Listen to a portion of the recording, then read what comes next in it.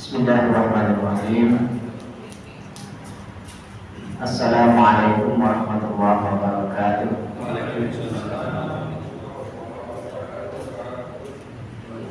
Innal hamdalillah nahmaduhu wa nasta'inuhu wa nastaghfiruh wa nastahdihi wa natubu ilaihi wa na'udzu billahi min shururi anfusina wa min sayyiati a'malina. May yahdihillahu fala mudilla lahu wa may yudlilhu fala hadiya lahu. Asyhadu an la ilaha illallah wahdahu la syarika lahu wa asyhadu anna Muhammadan abduhu wa rasuluhu alladzi la nabiyya ba'dahu. Allahumma shalli wa sallim wa barik ala Muhammad wa ala alihi wa ashabihi ajma'in wa man tabi'ahum bi ihsan ila yaumil amma ba'du. Belajar mukaramin para alim, para ulama, para sesepuh, asatir yang saya akan mengucapkan kepada semua dirahmati Allah SWT. Alhamdulillah malam hari ini kita kembali dipertemukan Allah di dalam tempat yang sangat-sangat luar biasa. Sebaik-baik tempat di muka bumi itu adalah masjid Allah SWT, karena disitulah tempat bertemunya seorang hamba dengan Rabbnya. Tidak ada tempat yang lebih mulia kecuali tempat itu dipakai untuk menyembah kepada Zat yang Maha Menciptakan, yang Maha Memberi, yang Maha Mengatur dan seterusnya. Nah, karena itu, melalui pada setelah malam hari ini dipertemukan di tempat ini, maka yang perlu kita lakukan pertama kali itu adalah bersyukur, mengucapkan alhamdulillah. Kita tidak dipertemukan di tempat-tempat yang mubazir, bukan tempat-tempat yang sia-sia, apalagi tempat yang maksiat. Maka sedianya kita niatkan dengan i'tikaf, mudah-mudahan sepanjang kita duduk di sini sampai nanti selesai kajian, selesai isya, sampai pulang, semua aktivitas kita dicatat amal soleh oleh Allah SWT. Salawat serta salam semoga tetap dilimpahkan kepada baginda Rasulullah Muhammad SAW. Beliau yang sudah memberikan inspirasi yang luar biasa, inspirasi yang berdasarkan ilham atas dasar wahyu Allah SWT, sehingga tidak tertolak sedikit pun apa yang telah beliau sampaikan. Maka kewajiban kita mengikutinya tanpa perlu pilih-pilih, tanpa kemudian kita mencari-cari alasan untuk memperhatikan. Karena sesungguhnya Allah menciptakan Rasul Muhammad itu dalam rangka untuk kebaikan keluarga dan seterusnya. Baik Bapak Ibu sekalian dirahmati Allah Taala, hari ini saya akan menyampaikan bab yang baru. Bab yang baru apa kemarin? Masih dibuka di mana? Bab tayammum. Bab tentang masalah tayammum ini bab yang sebenarnya bisa dikatakan alternatif. Kenapa alternatif? Alternatifnya itu syariat ini turun itu manakala pada saat ceritanya itu tidak ada ayat. Jadi kalau dengan melihat pada sirah nabawiyah ya, ini diawali ada salah satu cerita. Ceritanya ini kejadian perang waktu itu, oke. Panjenengan nanti kira namanya perang Bani Mustalik. Pernah dengar? Ya, perang Bani Mustalik itu apa yang panjenengan ingat-ingat? Apa yang panjenengan ingat dari perang Bani Mustalik? Perang Bani Mustalik ini kejadiannya itu sekitar 5 sampai 6 tahun Hijriah. Jadi ceritanya pada saat itu kaum muslimin menang, diberikan kemenangan oleh Allah Taala, yang kemudian bukan hanya sekedar perang, tetapi ada satu cerita yang bikin kita geli. Kenapa ceritanya itu? Ada yang ingat? Tidak ada yang. Jadi pada waktu peristiwa perang Bani Mustalik itu ada peristiwa fitnah terhadap Sayyidah Aisyah radhiyallahu anha. Itu fitnah itu Sayyidah Aisyah itu dikiranya apa? selingkuh, ya, selingkuh. Ya, pada saat itu kejadiannya itu adalah pada saat pulang, ya. Jadi Bani Mustalik ini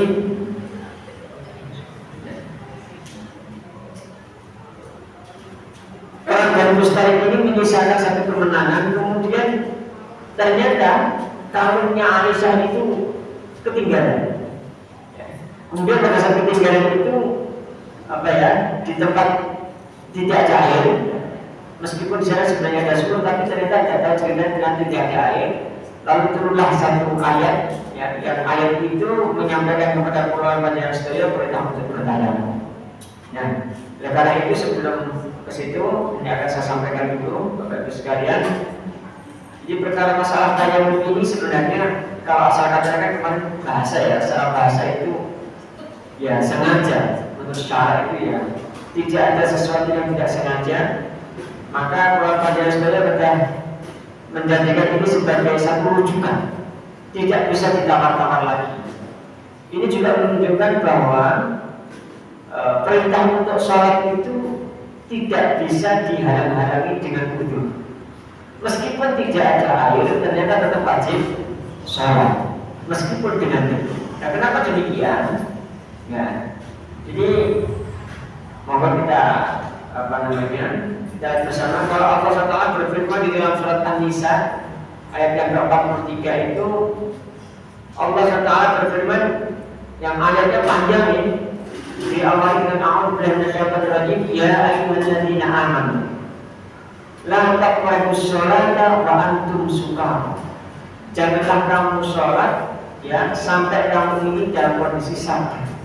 Ini sebenarnya ayat ini juga termasuk bagian perintah kepada orang yang sedang mabuk, sedang mabuk. Kemudian di akhir ayatnya, belum akhir banget, lalu ada potongan ayat yang bunyinya adalah falam tajidu ma'an. Kalau kalian tidak tahu tentang air, tidak menemukan tentang air, falam tajidu ma'an fatayammamu sa'idan thayyiban. Maka bertayamumlah kalian dengan sa'idan thayyiban, dengan debu yang bersih, ya. Kemudian famsahu biwujuhikum wa aydikum, basuhlah wajahmu dan tangan. Ini dalam surat An-Nisa ayat yang ke-43. Nah, tayamum ini juga menjadi satu ijma'. Ya, para ulama itu menyampaikan karena dalilnya sangat banyak. Dari sunnah tayamum ini diriwayatkan dari hadis-hadis yang sahih, di antaranya di dalam hadis Muslim yang diriwayatkan dari Mudzaifah, wa ju'ilat turbatuha, ya, lana, ya, wa ju'ilat turbatuha lana. Debunya ini telah dijadikan bagi kita. Apa itu? Tahuran, suci. Jadi saya debu ini adalah suci. Idza lam najidil ma, kalau kita tidak mendapatkan air. Nah, tapi kalau ada kias, yang ini yang menyampaikan adalah Al-Imam Syekhul Islam Al-Imam Ibnu Taimiyah. Dia mengatakan bahwa kias itu karena berasal dari dua materi. Manusia ini kan dari dua materi. Kemarin itu saya sampaikan sedikit, asalnya dari air dan debu. Kan manusia ini dari air dan debu.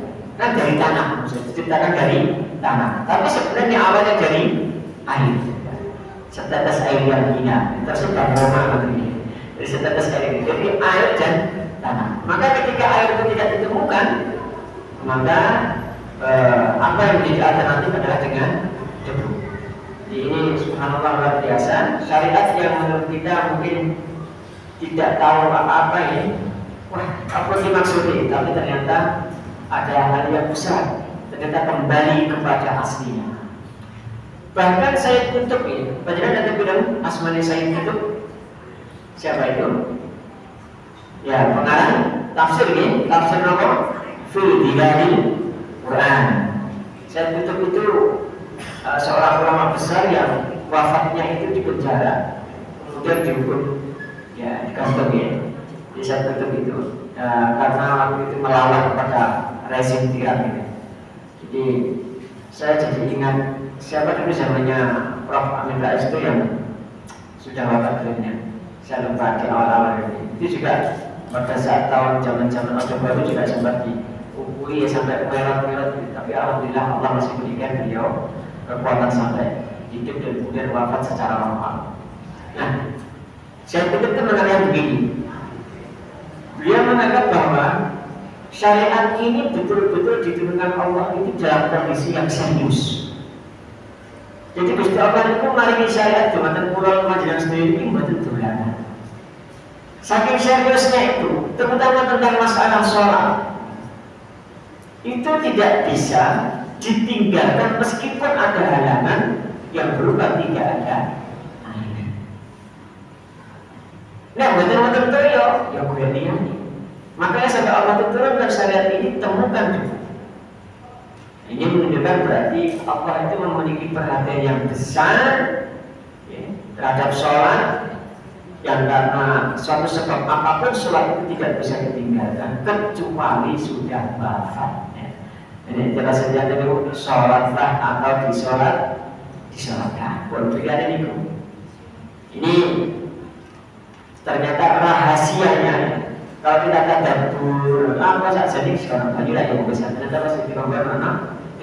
Ternyata hikmahnya di sini bahwa sholat itu tidak bisa diwakilkan, ya, tidak bisa di absen ya.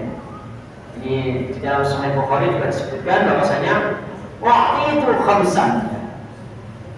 Ini sampai tayamum itu menjadi keistimewaan bagi umat Rasulullah SAW. Di dalam Sahih Bukhari itu Nabi itu diberikan 5 keistimewaan. Waktu itu khamsan lam yaqbahunna ahadun qabli. Saya itu dikasih 5 keistimewaan yang belum diberikan kepada orang sebelum saya, kata Nabi SAW. Ju'alat bil ardi masjidan. Apa itu istimewanya? Di antaranya adalah salah satunya dijadikannya tanah untukku sebagai masjid. Kemudian selain masjid, watahuran, dan tanah itu dijadikan suci. Nah, ini salah satu keistimewaan yang diberikan kepada Nabi SAW.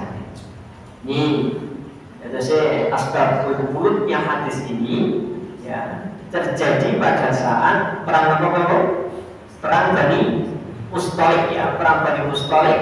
Kemudian saat itu Aisyah itu kalungnya hilang ya. Masih ingat dengan Aisyah digonceng situ dulu?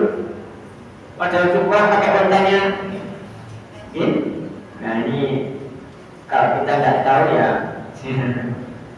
dia ada monopol. Tapi yang jelas pada saat itu kemudian sampai menyebar fitnahan yang diberikan oleh orang-orang yang munafik ya, bahwa Aisyah itu telah berselingkuh dan seterusnya. Pada sekali dirahmati Allah Taala, masuk kita pada hadis yang pertama. Ini hadis yang menerangkan tentang keistimewaan Rasulullah SAW. Ya, hadis yang pengembangan dari yang tadi saya katakan di awal, bahwa Rasulullah SAW ini dikisahkan dari Jabir. An Jabir radhiyallahu anhu, anna Nabi sallallahu alaihi wasallam qala, bahwasanya Nabi SAW bersabda, waqtu khamsan lam yu'tahunna ahadun qabli. Bahwa saya itu diberikan keistimewaan 5 hari. Diberikan 5 hari keistimewaan yang tidak diberikan kepada seorang pun sebelum aku, kata Nabi SAW. Apa itu? Ya. Yang pertama adalah nusurtu birruh masiratas syahri, yaitu dijadikannya orang-orang yang memusuhi kepada Nabi SAW itu diberikan Allah rasa takut selama perjalanan 1 bulan. Ini kata Nabi itu diparingi luar biasa. Salah satu keistimewaan yang pertama adalah musuh-musuhnya itu masih mau menemui Nabi, mau berperang melawan Nabi itu. Misalkan perjalanan 1 bulan itu kemudian dia diliputi rasa takut. Kemudian kita takkan membuat apa diberikan rasa takut ini. Ya meskipun ini anugerah dari Allah SWT, Tetapi sebenarnya ada sunnah-sunnah kauniyah yang menyebabkan Nabi itu ditakuti. Bagaimana nanti maos sirah nabawiyah pernah maos bagaimana karakternya Nabi itu. Yang pertama, kalau menurut para ulama dakwah itu karena kuwatul ruhi, kekuatan ruhiyah Nabi itu luar biasa. Tiang itu rohaninya kuat, rohnya kuat yang hubungannya dengan Allah itu. Musuh itu jauh itu sudah tahu. Maka Nabi juga begitu. Di sini ada salah seorang perukiah yang menjadi seorang faham ya, agak Johan yang diberi dia. Dulu saya juga punya kenalan seorang perukiah itu namanya Ustaz Faiz Najil Ardin. Dia orang Arab ya, di Malang. Kemudian dia itu pengasuhnya pesantrennya istri saya. Istri saya kebetulan itu menjadi salah satu tim perukiahnya. Jadi kalau mau merukiah orang itu, ada orang yang sakit ya, anak yang kesurupan ya, baru datang di pintunya Pak, belum apa-apa itu sudah cerit-cerit, sudah takutnya luar biasa. Saking kuatnya ruhannya, kuatnya ruhannya. Kita nggak bisa bayangin pada Rasulullah SAW, musuh-musuhnya sudah diberikan rasa takut seperti ini. Mulai yang nggak menjadi kira-kira apa? Jangan jauh ya. Di Nabi ya kira-kira apa di tangan, ada lapor ya. Ya karena kualitas kita masih jauh dari kualitasnya Rasulullah SAW. Itu yang pertama. Kemudian apa yang kedua keistimewaannya itu? Waju'alat bil ardu masjidan wa tahura. Dijadikan bagiku bumi itu atau tanah itu adalah masjid dan suci. Nah, ini keistimewaan Nabi yang kedua. Fa'ayyuma rajulin adrakathu as-salatul fardhu. Yang dimaksud di sini adalah bahwasanya siapapun yang bertemu dengan waktu sholat tiba makdem waktunya sholat, maka kata Nabi SAW tadi itu fal yusalli, maka sholatlah kalian. Hadis ini sangat luar biasa perintahnya. Jadi tidak ada embel-embel yang tidak sini. Yang menurut saya ini ya mungkin dikira keras juga tidak masalah gitu. Tapi kalau bagi saya itu begini, karena Allah itu adalah bosnya bos. Ini secara logika ya, dalam aklinya. Allah itu adalah rajanya raja, bosnya bos, pimpinannya pemimpin. Sehingga kita dahulukan. Mau kita kalau dipanggil itu, atau di perusahaan, mau ketemu sama mandor atau dipanggil sama direktur, pasti kita akan mendahulukan direktur. Logikanya kan macam ini. Nah begitu juga ketika kita ini hidup di dunia ini, semua yang menaungi kita ini adalah Allah Subhanahu wa Ta'ala. Maka hadis ini ketika ya fa'ayyuma rajulin adraktahu, fa'ayyuma rajulin adrakathu shalah, ketika tiba waktu sholat fal yusalli, maka sholatlah. Apabila saat ini kita Indonesia ini lah tempat cek ini. Di area saja sudah setiap area punya masjid. Sebisa mungkin kita sholat. Apakah boleh kemudian jamaah atau di kosong? Boleh-boleh saja. Tapi yang jelas jangan sampai meninggalkan sholat. Lalu ada lagi yang intinya begini, kita harus membangun mindset. Pola pikir kita bahwa sholat itu adalah nomor satu. Itu. Memang ada hadis yang begini membunyikan bahwa apabila hidayah telah berada di hadapanmu, maka sholatnya itu bisa ditunda. Tapi kadang-kadang ada orang-orang yang kurang tepat menempati hadis ini. Hadis ini konteksnya adalah bukan kita sebagai subjek, bukan kita yang menghidangkan makanan, tetapi konteksnya pada saat itu adalah ketika bertamu kemudian diberikan makanan, maka hendaklah kita makan dulu. Ya, makan dulu sebentar kemudian sholat. Tetapi kalau kita ini sebagai orang yang nyuguhi, maka hendaklah kita usahakan ketika mau nyuguhi itu kita lihat dulu kira-kira kita tabrakan nggak pada waktu ini sholat.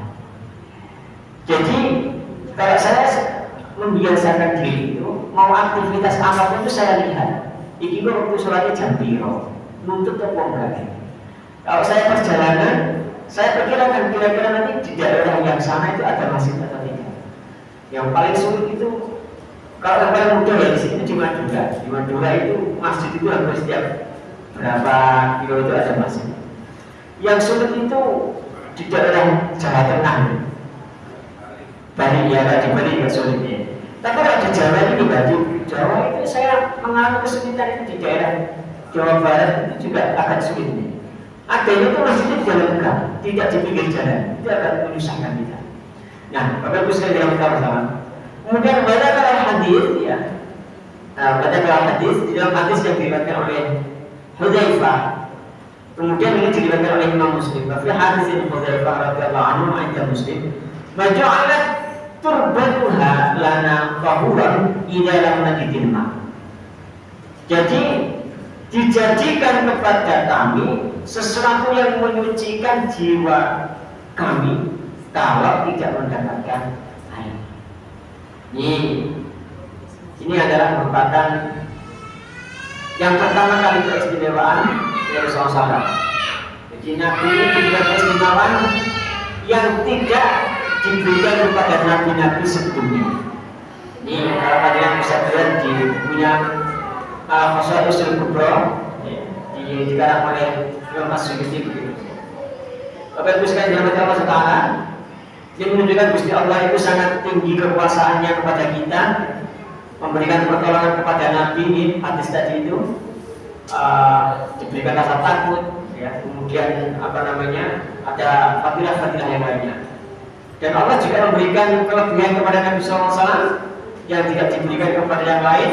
Di antaranya adalah ada 3 hal yang lain. Nah, Bapak besok ada 5 tadi kan yang disebut dalam hadis tadi kan, potongannya hanya ada 2. Yang 3 itu adalah yang pertama apa ini? Yang pertama adalah Nabi itu salah satunya adalah diberikan keutamaan bisa memberikan syafaat. Ya. Ini salah satu keutamaan yang diberikan kepada Nabi Sallallahu Alaihi Wasallam. Ya. Kemudian apalagi harta rampasannya halal.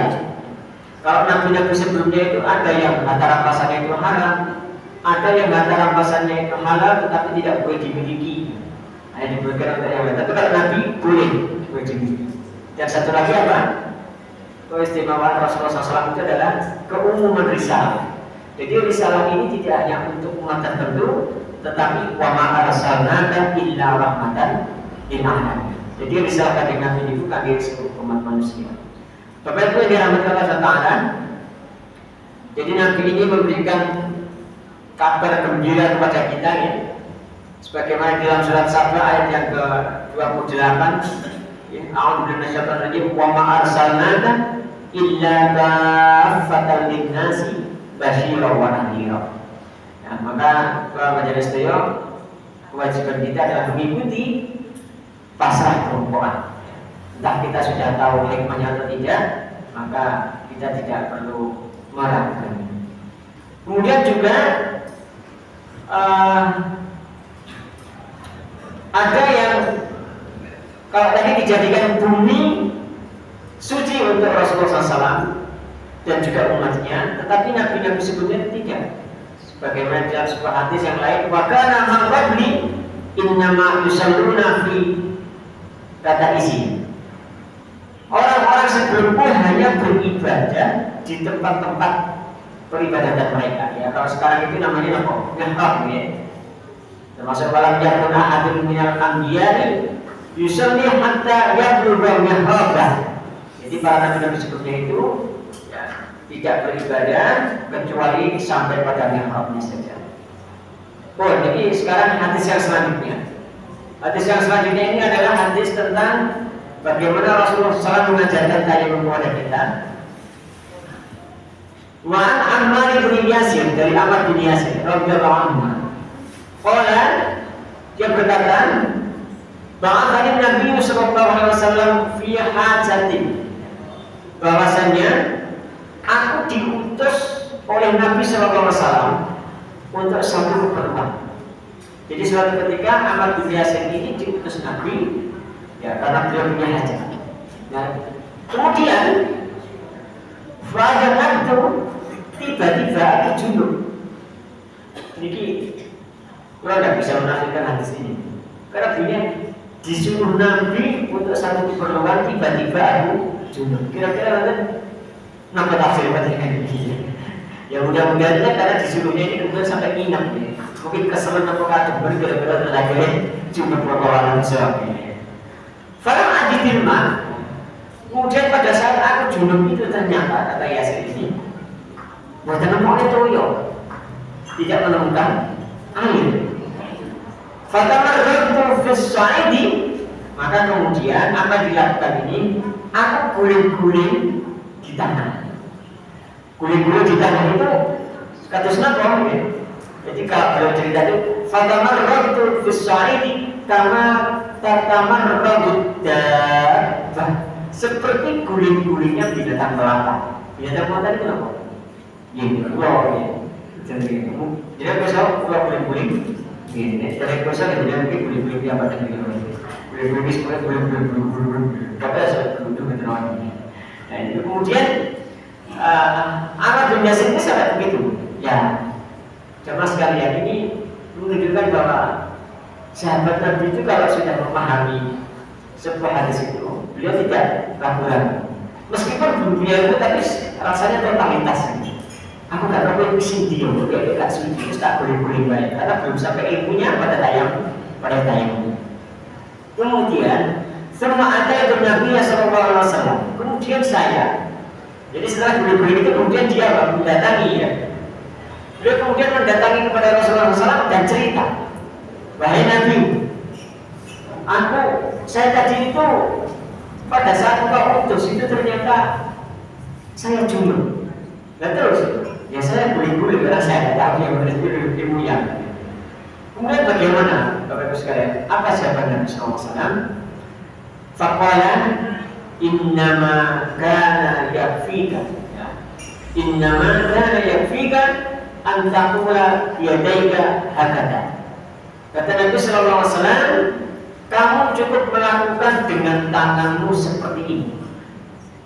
Apa yang dilakukan seperti ini itu? Nabi memberikan contoh, summa daraba biyadihil ardh. Kemudian tangannya itu memukul tanah. Summa daraba biyadihil ardh. Kemudian tangannya itu memukul tanah. Wahidatan, ya, sekali pukulan. Nah, ya. Itu aja mentang-mentang kok dengan atlet itu. Aku kurang bisa kayak Ustaz, berapa kali juga tidak perlu satu kali saja. Satu kali saja. Kemudian setelah itu bagaimana Nabi? Semua masalah shimala. Ya. Kemudian Nabi memberikan contohnya. Semua masalah shimala. Kemudian beliau memukulkan kedua tangannya ke tanah dengan sekali pukulan. Ya, kemudian setelah itu alal yamini wa dhahira kaffaihi wa wajhahu. Yang memukulkan dua tangan itu dengan sekali pukulan lalu mengusapkan tangan kirinya ya, ke tangan kanan dan bagian luar kedua telapak tangannya. Kemudian setelah itu baru beliau SAW wa wajhahu dan kepada wajahnya. Ini muttafaqun alaih wa lafdhu li muslimin. Wa fi riwayat al-Bukhari, bahwa saya disampaikan di sini wa daraba bi kaffaihi al-ardi wa nafaqa fihima thumma masaha bihima wa jahahu wa kaffaihi. Redaksi hadis Imam Muslim ya, kalau di dalam riwayat yang lain disampaikan Rasulullah memasukkan kedua telapak tangan, kemudian meniup, mengusapkan ke wajah dan baru kedua tangannya. Ini di dalam riwayat yang lain.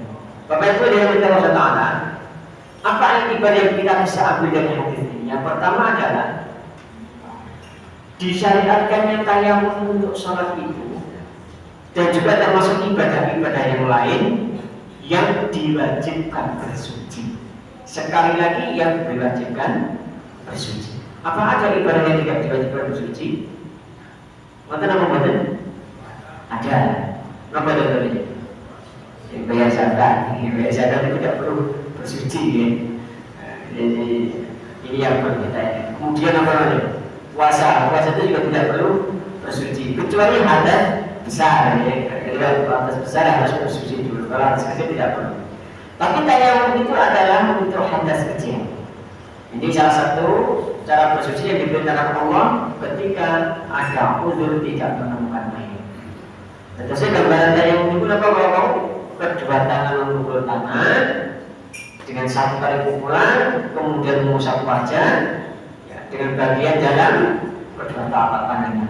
Dan setelah itu baru mengusap semua bagian luar tangan dengan tangan yang lain secara bergantian. Baik-baik itu kalau hadas kecil. Tapi kalau hadas besar bagaimana? Sama. Jadi kalau ada dengan junub tidak ketemu air, tidak usah panjenengan itu seluruh yang tumpuannya pasir ini, busuk-busuk begini pasir ini. Harus junub.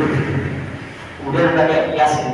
Soalnya ini ganti temu di kita yang cuma wajah kalau tangan. Nah ini karena itu kenapa hadas kecil? Karena ini hadas besar. Jadi kalau keramas kita masih sangat betul kita ini pasir tidak perlu ini. Cukup ya sama dengan cara yang sama mawon. Nah, Bapak Ibu yang Allah Subhanahu. Kemudian juga kita boleh menipiskan debu. Jadi tadi kan Nabi meniup dulu itu boleh. Jadi tidak perlu terlalu tebal-tebal. Ya, nanti kalau kita tahu ibadah bagaimana, nanti yang tersisa saja. Ini boleh supaya yang mereka tidak terlalu banyak. Kemudian sama mengusapkan pada wajah dan tangan sampai kepada siku. Kemudian tayamum cukup satu kali pukulan, tidak perlu dipukul 2 kali, 3 kali, 4 kali. Lalu juga dibolehkan istihad, Bapak Ibu. Dibolehkan istihad ya dalam masalah ilmu ini dengan iktibat pelajar dari hadis ini. Ini tentunya pada zaman Nabi, karena Nabi itu sebagai verifikator. Dan tentunya misalnya ulama dan kali itu hidup zaman itu ya kita tidak tahu apa-apa. Kemudian takut, kemudian kita melakukan sesuatu, langsung tanya kepada Nabi. Seperti yang dilakukan oleh Ahmad bin Yasir tadi. Ini beliau itu memverifikasi, lalu Nabi, saya boleh ini boleh atau tidak. Ternyata kemudian turunlah ayat itu ya, untuk perintah tayamum. Nah, inilah yang kemudian Bapak Ibu sekalian kadang menimbulkan banyak perbedaan di dalam ulama usul fikih. Tapi pendapat yang paling unggul itu dibolehkan istihad karena tidak ada Nabi SAW ya. Tapi tentu dengan dasar-dasar yang sahih. Nah kemudian penggunaan kias dan ketetapan Nabi terhadap sahabat beliau yaitu Ammar bin Yasir tadi itu bagaimana? Ya bersuci menggunakan air itu sama dianggap dengan debu, maka dikatakan cara-cara yang telah ditemukan oleh Rasulullah SAW. Ada lagi yang paling penting. Ternyata Kanjeng Nabi tidak memerintahkan Ammar itu untuk mengulangi ibadah. Ini, meskipun Ammar tadi itu sempat boleh-boleh, karena belum turunnya sadar tentang tayamum, tapi ternyata Nabi tidak menyuruh untuk mengulang sholat. Ini menunjukkan bahwa apa? Bahwasanya orang yang beribadah kepada Allah dengan cara yang tidak disyariatkan, tapi ada catatan. Dengan cara yang tidak disyariatkan, tapi karena, ini karenanya ini harus digarisbawahi. Karena ketidaktahuan mereka. Kalau tahu tidak bisa. Jadi hukum ini hanya berlaku bagi orang-orang yang belum tahu syariat. Yang tidak tahu syariat, kemudian melakukan ibadah itu dengan cara yang salah, maka cukup diajari untuk ibadah yang akan datang, tidak perlu disuruh mengulang dan tidak disuruh untuk mengkodok, tidak mengkodok untuk mengulang masa-masa dulu pada saat yang nanti. Waktu pulau itu dari Sumatera itu orang perjalanan tayamum, orang perjalanan mandi junub. Ya kalau kita rokaat gini itu nggak betul sholat, akhirnya jadi kodok ya. Setinuan, gak udah kok masih dari tahun-tahun ini, aku mau kodok. Berapa tahun ini? Ya situ, saya kayak ini. Nah kemudian untuk masalah ini juga ada beberapa dalil yang cukup banyak di dalam syariat ini. Ada salah satu kisah yang penjenengan tahu ya, ketika salah seorang yang sholatnya tidak bagus, kemudian Syekhul Islam Ibnu Taimiyah mengatakan begini, apa yang ditinggalkan karena tidak tahu wajibnya, ya seperti orang yang melakukan sholat tidak tumakninah, gitu, ya maka yang tepat itu disepokoknya cukup bayani, gampangan cukup. Saya dibayani mana, cukup besok nanti tumakninah. Karena nanti kalau disuruh kodok yang biasa. Kalau kita jangan senang, sebagaimana ini harus fasalli, fa'inna kalau musalli, itu ketika ada orang yang sholatnya tidak tumakninah, Nabi juga wis ngaliro, sampai pokoknya sholat tumakninah. Nah, Bapak Ibu sekalian, pengajaran melalui perkataan dan perbuatan ini kalau sekarang ini dalam bahasa ilmiahnya namanya alat peraga. Jadi memang kadang-kala syariat itu perlu disampaikan itu tidak hanya secara oral, tetapi perlu ada contoh.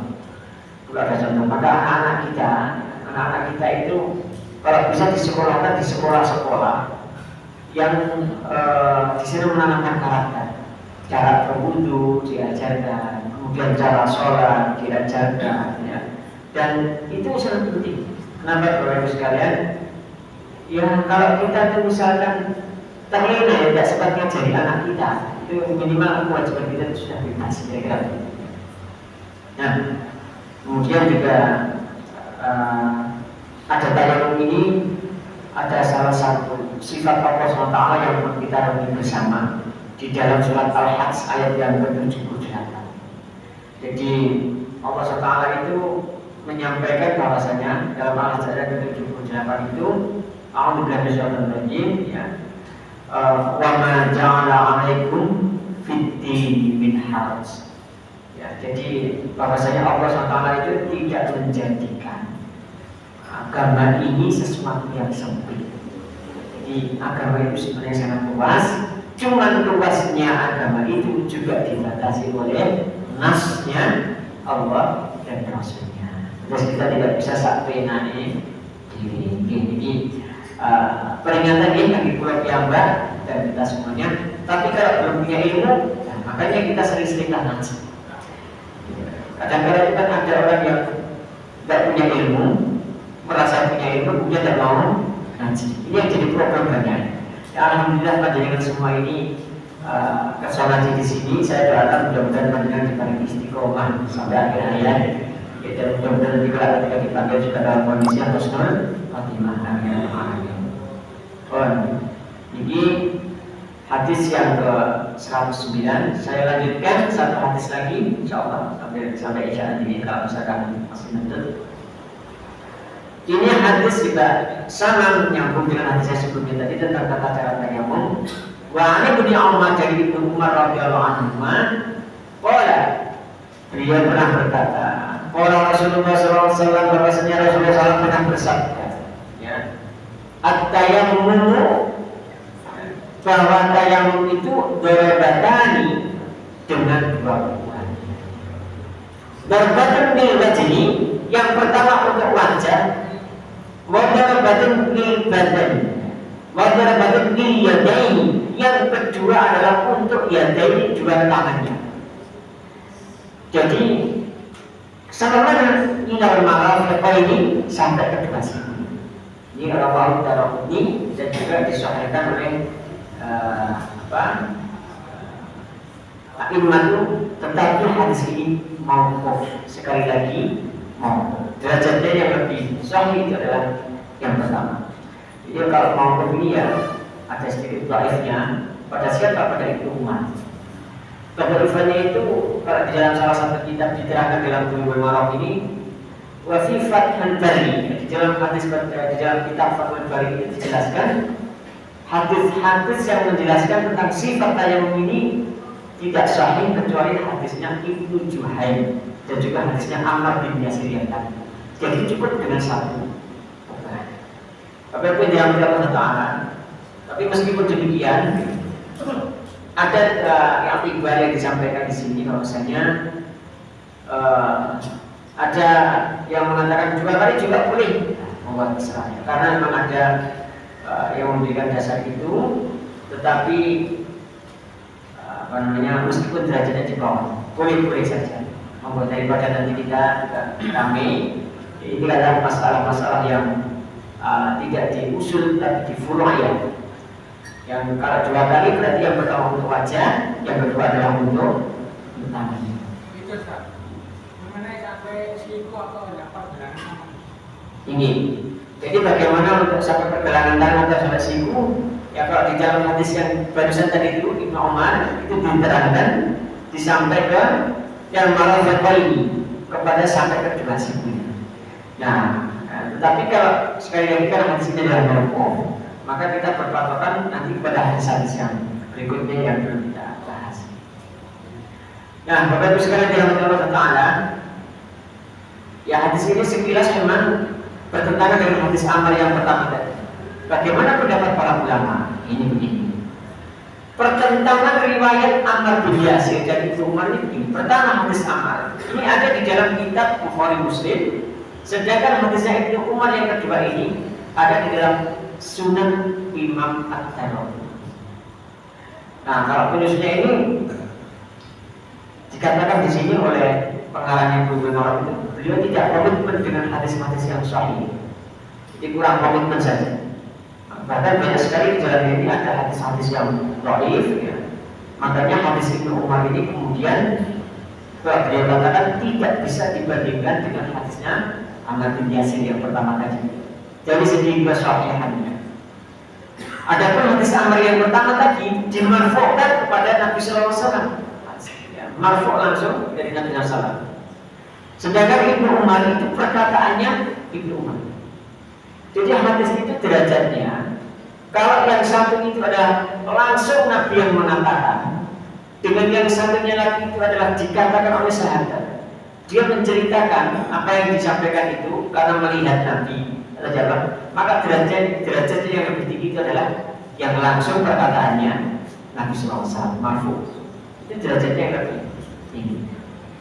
Nah, selama itu tidak bertentangan, maka oke saja. Tetapi kalau bertentangan, maka yang roji, yang lebih roji itu yang pertama, yaitu sesuai dengan hadis Rasulullah SAW. Masih satu menit lagi ini. Ya. Semua riwayat hadis ini yang menjelaskan tentang tayamum ini, ya, ya, ada yang mengatakan ini sebenarnya maaf kecuali yang tadi Ammar bin Yasir. Kemudian Bapak Ibu sekalian ini yang Allah Taala, oleh karena itu yang sahih di dalam bab ini yang bisa dijadikan pedoman itu hadis yang pertama, hadisnya Ammar bin Yasir. Ini juga diterangkan di dalam Bukhari, di dalam kitab sahihnya, di dalam bab at-tayammum bil wajhi wa yadayhi. Tayammum itu untuk kedua wajah dan kedua tangan. Karena sudah mengingatkan, Allah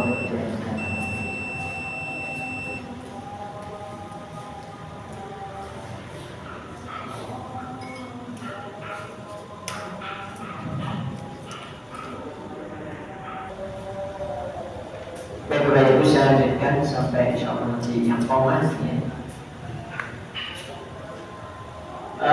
Tadi kita sampai pada Ibnu Abdul Bar yang mengatakan bahwa hadis-hadis yang marfu itu Nabi hanya melaksanakan satu kali pukulan kepada tanah, kemudian langsung dipakai untuk mengusap wajah dan dua telapak tangannya. Sedangkan riwayat yang mengatakan dua kali tadi itu hadisnya Ibnu Umar yang semuanya dilakukan ini. Nah, sampai Ibnu Umar berkata tidak ada satu pun yang sahih dari riwayat yang menyatakan dua kali pukulan. Imam Al-Albani juga mengatakan begitu. Jadi tidak ada riwayat yang mengatakan dua kali pukulan, karena hadis-hadisnya ini lemah dan juga cacat. Ini menurut Syekh Nasruddin Al-Albani, ulama besar ya. Kemudian berdasarkan hal itu, maka yang sahih bisa dijadikan pedoman itu adalah hadisnya Ammar. Ini karena juga yang tadi dikatakan hanya satu kali pukulan. Bahkan Imam Ahmad berkata begini, siapa yang mengatakan tayamum sampai kedua siku, ini kalau hadisnya yang Ibnu Umar ini. Yang tadi saya katakan nanti dijawab di hadis berikutnya, ini keterangannya yang tadi. Jadi kalau yang pertama itu tidak sampai siku, sementara hadisnya Ibnu Umar yang kedua itu sampai siku. Jadi yang benar yang mana? Yang benar sebenarnya kalau yang kuat tidak sampai siku. Sampai-sampai ini dikatakan oleh Imam Ahmad, siapa yang mengatakan bahwa tayamum sampai kedua siku, maka sesuatu yang ditambahkan olehnya. Memang ada ikhtilaf di antara para ulama di sini, Bapak Ibu sekalian. Imam Ahmad itu berpendapat bahwa diperintahkan tayamum hanya satu kali pukulan untuk mengusap wajah dan dengan bagian dalam jari-jari dan juga mengusap kedua tangannya. Tidak disunahkan mengusap kedua lengan sampai siku. Nah ini Imam Ahmad berpendapat begitu. Tapi cukup sampai dua pergelangan tangannya saja. Ini yang masyhur, yang terkenal, yang benar dari mazhabnya Imam Ahmad bin Hanbal. Imam At-Tirmidzi juga mengatakan ini bukan pendapat dari satu orang saja, tapi pendapat dari ahli ilmu. Kemudian para sahabat, tabi'in, banyak sekali di antara mereka, ada Ali, ada sahabat Amr, ada Ibnu Abbas, kemudian ada siapa lagi? Di sini sebutkan ada apa dan sebagaimana. Ini menjadikan hadis ini pendapat yang kuat, termasuk di dalamnya ada Al-Imam Syekhul Islam Ibnu Taimiyah, Ibnu Qayyim Al-Jauziyah, juga para ulama dakwah salafiyah juga mengamalkan ini. Ini berdasarkan hadis Ammar bin Yasir, karena di dalam kitabnya Sahih Bukhari dan Muslim. Jadi Nabi hanya mengumpulkan dua tangannya ke tanah sekali pukulan. Tapi kalau imam mazhab yang tiga, Maliki, kemudian Hanafi dan Syafi'i. Maliki, Hanafi dan Syafi'i mengatakan bahwa tayamum itu dengan dua pukulan. Berbani dengan dua kali pukulan. Yang pukulan pertama tadi diusahakan wajah, yang kedua untuk dua tangannya. Nah, ini sampai siku. Beliau pasakan mengambil jalur ini kenapa? Imam Maliki, Imam Hanafi dan juga Imam Syafi'i, beliau berpatokan pada hadisnya Ibnu Umar yang tadi yang kedua. Meskipun hadis ini diriwayatkan yang tadi itu kurang seberapa ini ya. Jadi Bapak Ibu sekalian yang dirahmati Allah Taala, ini dikatakan oleh Al-Khalal juga sangat dhaif dan tidak terdapat di dalam kitab-kitab sunan yang lain kecuali hadisnya Ibnu Umar saja. Baik, kita lanjut kepada satu hadis lagi insyaallah ini. Satu hadis lagi sampai komen. Ini hadis tentang dijadikannya debu itu menjadi sarana wasilah bersujud bagi kaum muslimin. Wa an Abi Hurairah radhiyallahu anhu, dari Abi Hurairah radhiyallahu anhu, dia mengatakan bahwasanya Rasulullah sallallahu alaihi wasallam, bahwasanya Rasulullah bersabda, as-sa'idu, bahwasanya debu, as-sa'idu qudurul muslimin, bahwa debu itu adalah media wudhunya kaum muslimin. Wa ayyajidil ma', sekalipun ia baru menemukan air 10 sinina, setelah 10 tahun. Fa idza wajadal ma', jika seorang muslim itu kemudian menemukan air, falyattaqillaha, maka bertakwalah kalian kepada Allah, wa yumissahu basyaratahu. Kemudian setelah bertakwa kepada Allah, kita diperintahkan untuk membasuh kulit, ya. Wa yumissahu basyaratahu, membasuh kulit dengan air. Ini rawahul Bazzar, ya, dari Imam Al-Bazzar yang kemudian dinilai sahih. Wasahahu Ibnu Qattani, yang disahihkan Ibnu Qattani, dan walakin sahabat Daraqutni, tetapi Imam Daraqutni juga membenarkan irsalahu bila hadis ini adalah mursal.